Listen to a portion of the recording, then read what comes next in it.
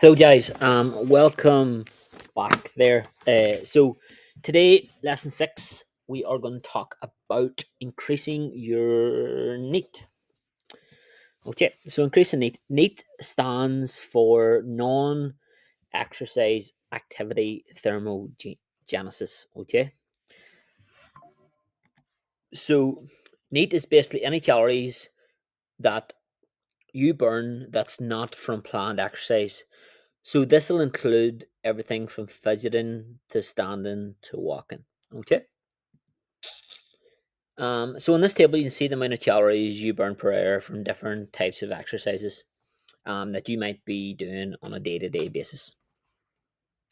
From resting all the way to up to walking, you can see a big difference in the amount of calories burned from sitting motionless to standing while fidgeting. So from here, just there's a big difference. It's nearly double the amount of calories. So as you can see, being just even little bit more active can have a massive effect on what the energy you expend every day. So more daily activity equals a higher NEAT and more calories burned overall. And this means two things.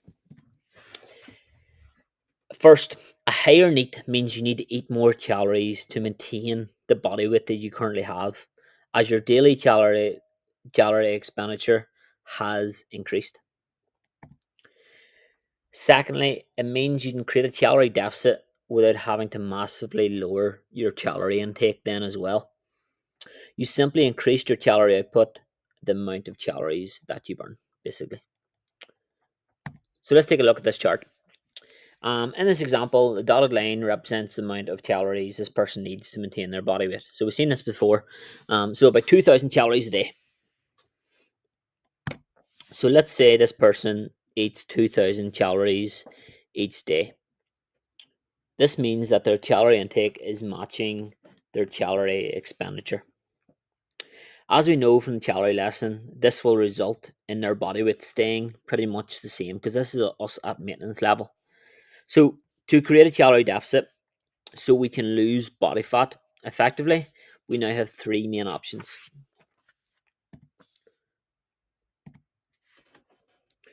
The first one is to decrease our calorie intake from around 2,000 calories a day to 1,500 calories a day. This creates a calorie deficit of 500 calories a day. So that's a 3,500 calorie deficit over the course of the 7-day week. Okay. And as we know from the calorie lesson, this equates to around 1 pound of body fat lost. The second option is to keep our food intake the same as 2,000 calories a day, but increase our daily calorie energy expenditure um, by upping our NEAT. Let's say we do this and we can burn then an extra 500 calories a day. Again, we then created a 500 calorie deficit every day, a 3,500 calorie deficit over the week, and about 1 pound of body fat lost. The third option then is a combination of both.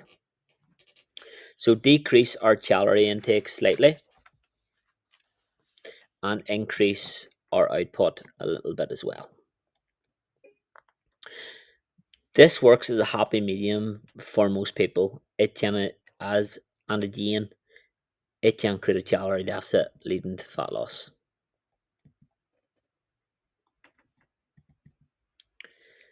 There's often too much focus on how many calories you burn at the gym, which is just actually 2 to 4, maybe 5 hours a week.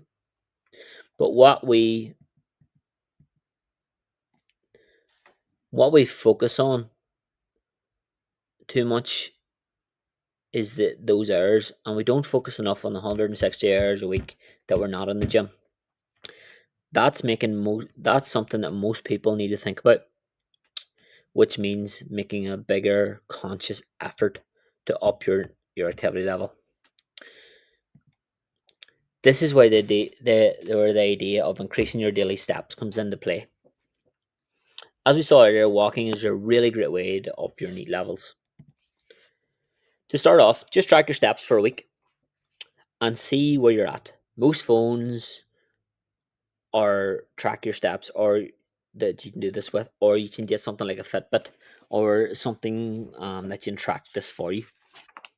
Then once you've got an idea of where you're at, we can aim to incrementally increase your daily steps to increase your calorie intake or calorie deficit, sorry, without having to drastically lower your food intake. Because as I mentioned earlier, the more calories we expend through your NEAT, through activity that we don't include in as planned gym exercise, the more calories we can eat while dieting for fat loss. And that's always really useful for adherence and being able to stick to it, because eating more food is always easier than eating less. So guys, that's lesson 6 complete. We have 2 more lessons to come. I'll be back soon with lesson 7.